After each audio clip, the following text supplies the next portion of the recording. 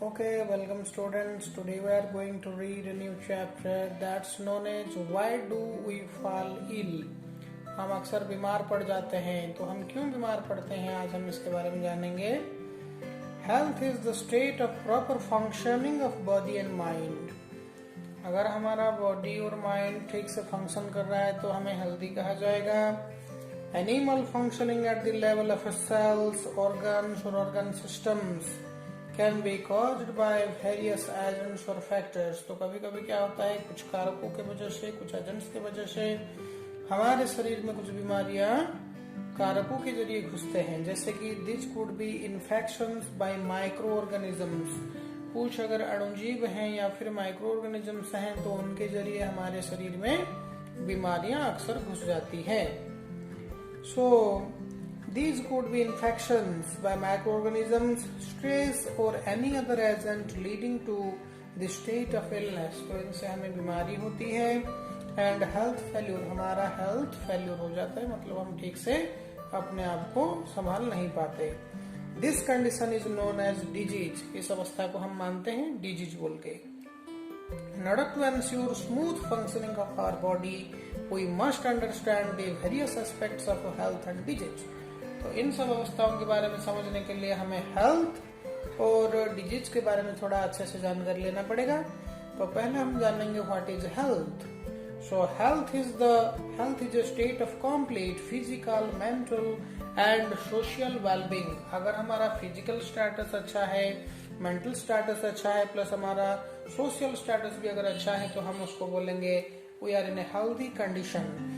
So it is not merely the absence of disease or infirmity as defined by the WHO। World Health Organization WHO ने कहा कि it is not merely the absence of disease or infirmity, सिर्फ disease ना होना, infirmity ना होना। और World Health Organization के अनुसार 1948 में जो बताया गया, being healthy means that one should feel good physically, mentally and socially। अगर कोई physically, mentally और सोशियली या फिर अगर हम अच्छे फील कर रहे हैं तो ये मानना पड़ेगा कि we are in a healthy condition. Similarly, significance of health. Good health has following advantages. अगर आपका हेल्थ अच्छा है तो आपके पास कुछ गुड एडवांटेजेस हैं, जैसे कि it increases our working efficiency. हम अच्छे से काम कर सकते हैं। It helps us to perform various activities at our best. हम अपने आप से कुछ अच्छे एक्टिविटीज भी कर सकते हैं। And it helps us to cope with the social and mental pressures without much difficulty. बिना कोई स्ट्रेस के, बिना कोई मेंटल प्रेशर के हम क्या कर सकते हैं, कोई भी डिफिकल्टी का सामना कर सकते हैं। It makes our life joyful. ये हमारी जिंदगी को क्या बना देता है, जॉयफुल बना देता है। So personal and community health issues. अगर हम बात करें तो पर्सनल हेल्थ इश्यूज की, अगर व्यक्तिगत रूप से हमें कुछ हुआ, that's known as personal health issue. And अगर कम्युनिटी वाइज, जैसे अभी कोविड-19 का टाइम चल रहा है, that is what, that is a community health issue. So the health of every individual depends on his personal habits. कोई भी एक व्यक्ति का स्वास्थ्य किसके ऊपर निर्भर करता है, उसके जो व्यक्तिगत अभ्यास हैं उसके ऊपर निर्भर करता है। इकोनॉमिक स्टेटस, उसकी आर्थिक अवस्था के ऊपर निर्भर करता है। एंड फिजिकल एनवायरनमेंट, उसका जो भौतिक परिवेश है उसके ऊपर भी डिपेंड करता है। So personal health refers to the overall wellbeing of an individual, but human beings live in communities, therefore the health of the community is also an important factor for the individual's health। क्योंकि हम एक समाज में रहते हैं, हम एक community में रहते हैं, इसलिए अगर हमारे कम्युनिटी का हेल्थ बिगड़ गया तो ये मानना पड़ेगा कि हमारा भी हेल्थ बिगड़ गया, because we live in the society. तो हमें सोशल हेल्थ के बारे में भी ख्याल रखना पड़ेगा। So community health refers to the maintenance, protection and improvement overall well-being of the whole community in which an individual lives। तो एक इंडिविजुअल जहाँ रहता है उसका अगर हम टोटल कम्युनिटी को देखें, अगर वो अच्छे हैं तो हम बोलेंगे कि उनका परिवेश अच्छा है बोल के। So उसके लिए जो फैक्टर्स हैं, various factors that affect an individual's health are as follows। तो कोई भी एक इंडिविजुअल के हेल्थ को जो कारक प्रभावित करते हैं वो क्या क्या है, सोशल एनवायरनमेंट, मतलब उसका सामाजिक परिवेश, उसका पब्लिक क्लीनलीनेस, मतलब लोग वहां के साफ सुथरा रहते हैं कि नहीं, that is known as the public what, public cleanliness. Then good economic conditions and jobs, वैसे सोशल इक्वालिटी एंड हार्मोनी। तो इन्हीं बातों के ऊपर हम बात कर सकते हैं, लेकिन उससे पहले हम जानेंगे distinctions between healthy and disease free. Healthy का मतलब क्या है और डिजीज फ्री का मतलब क्या है। Healthy means what, it is a state of complete physical, mental and social wellbeing. अगर आप फिजिकली, मेंटली, सोशली अच्छे हैं तो आपको कहा जाएगा you are in a healthy condition. But disease free का मतलब ये हुआ, it is a state of absence of discomfort और disagreement of body, disarrangement of body parts and their functions.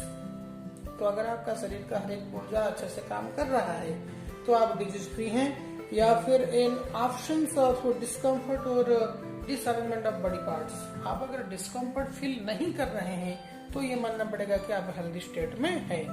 फिर आता है हमारा डिजीज एंड इट्स कॉज, मतलब रोग क्या होते हैं और उनके कारक क्या होते हैं। So disease refers to any condition that disturbs और modifies the normal functioning of the living organism। कोई भी एक लिविंग ऑर्गेनिज्म अगर है तो उसका अगर शारीरिक प्रक्रिया इससे प्रभावित होती है तो हम उसको बोलेंगे disease. Each organ system of our body has specific organs to perform particular functions। तो हमारे शरीर में अलग अलग पुर्जे हैं, अलग अलग अंग हैं, आभ्यंतरीण अंग हैं, और वो क्या करते हैं, हमारे शरीर के भीतर जितने भी प्रक्रिया चल रहे हैं उनको वो अच्छे से चलाते हैं। जैसे कि पंपिंग के लिए हार्ट है जो हमारे ब्लड को शरीर में सर्कुलेट करता है, वैसे हमारे रेस्पिरेटरी सिस्टम के लिए लंग्स हैं, सिमिलरली एक्सक्रीशन के लिए हमारे किडनीज हैं, रिप्रोडक्शन प्रोसेस के लिए रिप्रोडक्टिव ऑर्गन्स भी हैं। So they do their particular works properly. Then what, symptoms of disease are the indications that we feel as being wrong or what unusual। तो क्या होता है, लक्षण। अगर हमारे शरीर में रोग दिखाई दिया तो उसके विविध लक्षण हमारे शरीर में देखने को मिलते हैं।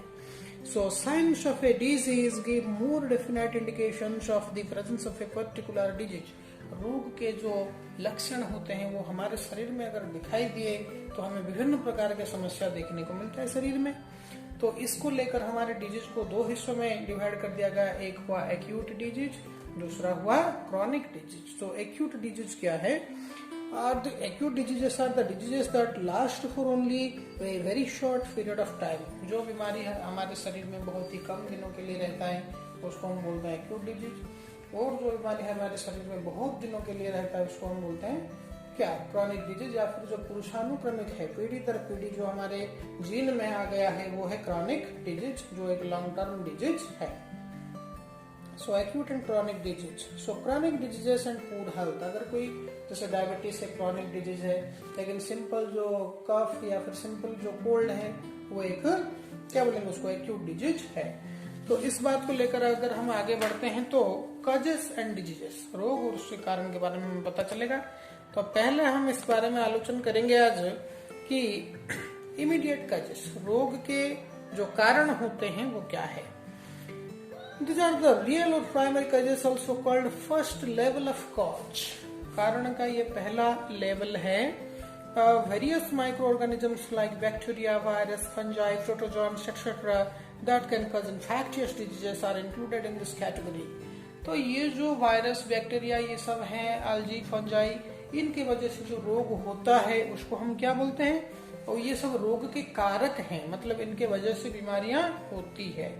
Similarly, contributory causes, मतलब these are also called intrinsic और internal factors। Intrinsic और internal factors मतलब क्या, they do not lead to a disease themselves। मतलब this can be of following type। poor health due to inadequate diet, अगर कोई sufficient diet नहीं खाता, dieting उसका अगर ठीक नहीं है तो उसका हेल्थ कंडीशन भी बिगड़ जाएगा। सिमिलरली जेनेटिक डिसऑर्डर, अगर किसके जीन में बीमारी है या फिर जीन में कोई ट्रबल है, so these are present since birth and pass down from parents to offsprings. Parents से ऑफस्प्रिंग को ये बीमारी जीन के जरिए भी ट्रांसफर हो सकती है।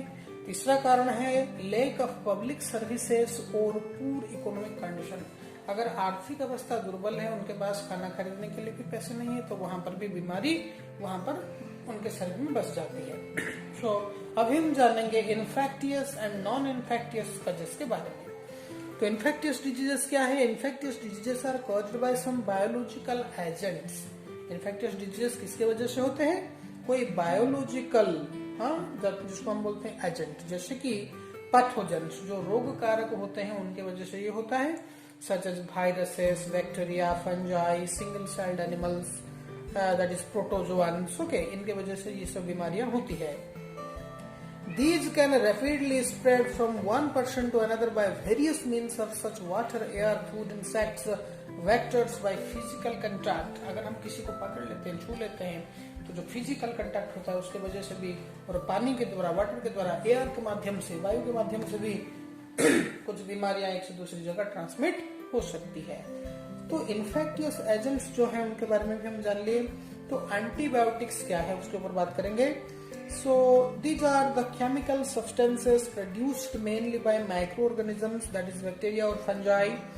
At low concentrations, they have the ability to inhibit the growth of other microorganisms. They commonly block the biochemical pathways important for bacteria like penicillin. जैसे पेनिसिलिन वो एक एंटीबायोटिक है, वो उसका काम क्या है कि वो बाकी जो एजेंट्स हैं जो रोग फैलाते हैं उनको वो रोक देता है। जिस माइक्रो ऑर्गेनिजम्स की वजह से बीमारियां होती है उस माइक्रो ऑर्गेनिजम्स का वंश वृद्धि को वो रोक देता है। तो पेनिसिलिन उसका एक एग्जाम्पल है। The antibiotic penicillin blocks the formation of cell wall in bacteria. Bacteria में जो सेल वॉल बनता है, पेनिसिलिन इसको क्या करता है? रोक देता है। इसका मतलब वो बैक्टीरिया अपना वंशोद्भव नहीं कर पाता। सिमिलरली मीन्स ऑफ स्प्रेड, हमारे शरीर में जो डिजीजेस होते हैं वो कैसे एक से दूसरे जगह स्प्रेड करते हैं। So from this part we will discuss in our next class. This much for today. Thank you.